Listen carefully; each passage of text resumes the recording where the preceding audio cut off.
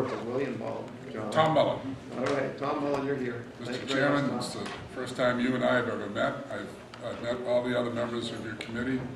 Some I know better than others, but thank you for being here this morning and hearing what we have to say. We appreciate that. I'm a developer, real estate developer. Some places that's a dirty word, but as far as I'm concerned, it's a noble profession, except that I'm not developing real estate anymore. And the reason for that is that here's a hand-drawn map of New Hampshire, I'm sorry, but here's Ashland, which is considered the geographic center of New Hampshire, if I'm not mistaken, equal east, west, north, south. And just a little north of that in Campton and Thornton is Owl's Nest, which is about 800 acres. And Owl's Nest has the dubious distinction of having no less than 14,000 linear feet of the northern pass that wants to go through the middle of it. So we've been out of business. We haven't sold a single piece of real estate in 2.5 years since this project was announced. And our project at Owl's Nest doesn't survive over the long haul unless we're able to sell real estate and meet our debt service payments with real estate. Consequently, this past fall, we had to close down Owl's Nest. We had to lay off 41 employees full-time, and we don't know whether we're going to get in business again. We're talking to our bank, but our bank basically says, why should we throw more money at a project that's effectively dead in the water because of the northern pass at this particular time. So, let me speak, if I may, to RSA 162H. It was talked about earlier today in the context of need. Right in the existing mission of the SEC, it talks about considering projects that have a demonstrable need. The wind projects, the elective projects that we're talking about in the Northern Pass are by definition projects that are not needed. By definition of the Public Utilities Commission, they are not needed for reliability. By definition from ISO New England, they're not needed at all. In fact, ISO New England has come out with a report recently that has deferred all new transmission projects needed for reliability, meaning needed projects, are being put on the shelf for the next 10 years. They have determined that, that New Hampshire and Vermont have all the power they could conceivably need for the foreseeable future.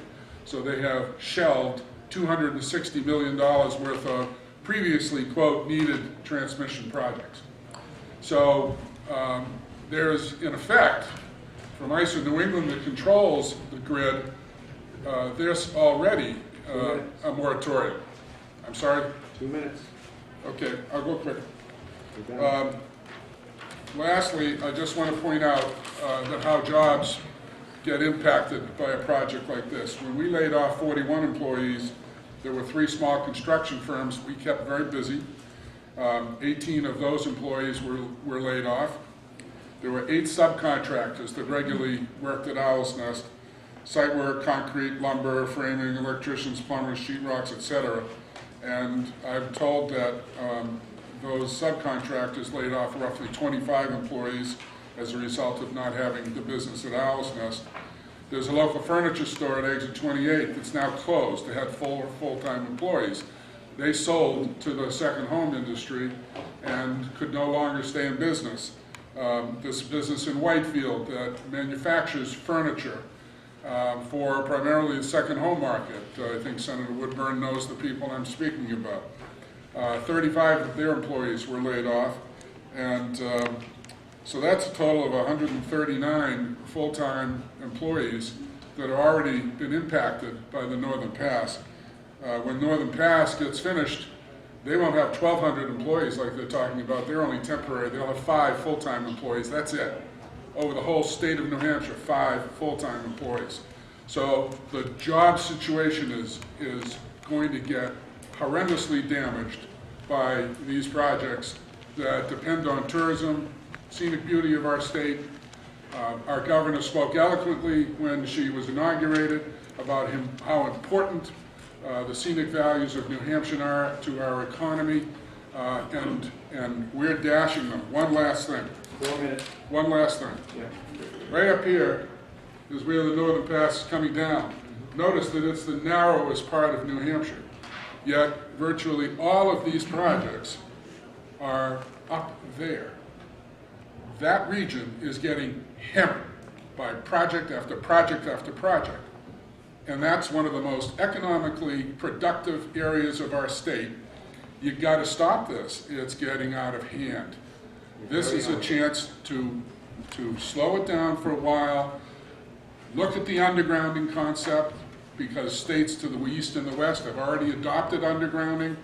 We're not opposed to this project coming down, but put it down in a fashion that won't hurt anybody and could conceivably help people. Thank you for your Thank you very time. much. Very Any well. questions?